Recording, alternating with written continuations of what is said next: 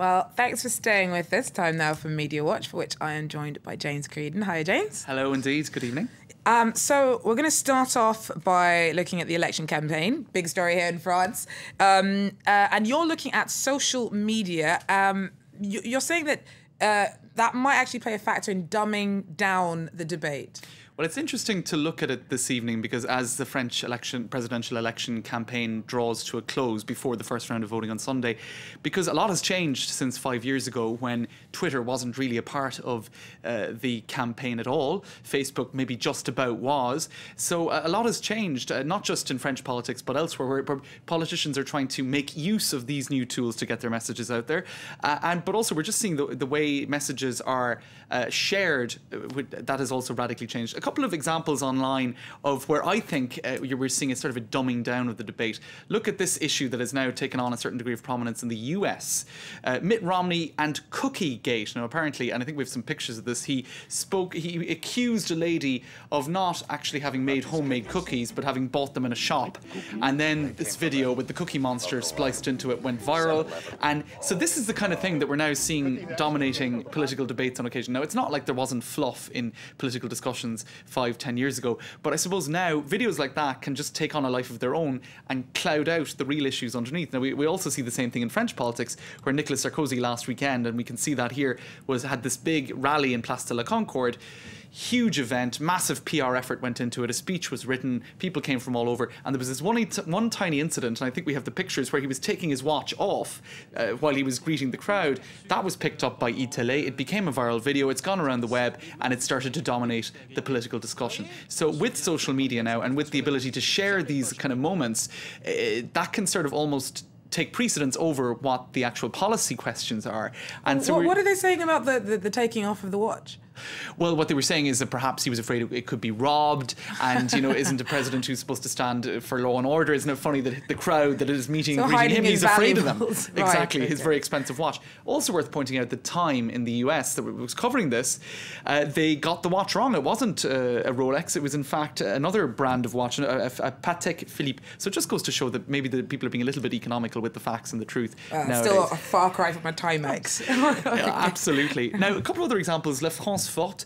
Politicians are trying to play catch up with these social media. So you can see slogans, parodies, all of that kind of stuff, 30-second videos, hashtags, all of these examples of ways of sharing kind of one idea that isn't very complex have come into the political discussion because of social media. Now, I'll just show you this, because actually some people are kind of not terribly convinced as to whether or not the politicians are doing a very good job of adapting to social media. This campaign here, this poll that was conducted by, EFOP, said that 76% of internet users found the web campaign boring in France. That is Sarkozy's Twitter page, François Hollande's Facebook page, etc., etc. So there you go. People not very convinced.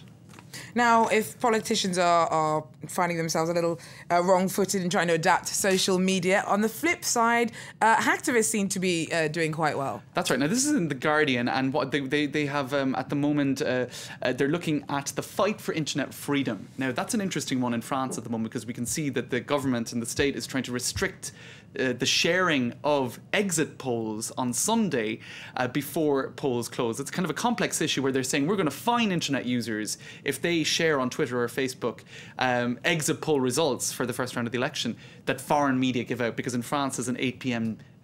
Cut-off point. You're not allowed to share those results before 8 p.m. So trying to restrict the internet. And what The Guardian are saying here is that activists are really trying to change the whole way that politics works. I mean, there is a sort of a technology versus law battle going on at the moment. Technology has gone way ahead of the old legal structures, and the states and law are trying to play catch-up. So you have, this article talks about the government on one side, and Anonymous, WikiLeaks, and Mega Upload on the other side, and there is this battle to control freedom online. So, for example, and several activists are saying that the internet is either the greatest tool for liberty ever, experienced by man or invented by man, or otherwise the greatest tool for surveillance. So there is this battle going on between the governments, etc., and hacktivists over, how free the web will be, basically, which we can see very clearly during election periods where politicians try to use the internet and even clamp down on leaks coming out before they're meant to come out. It's a complex issue. Well, brilliant. Thanks very much, James Creedon. That's James Creedon there with Media Watch. Do stay with us, though. We've got more news and headlines from around the world coming up. That shortly. Take care.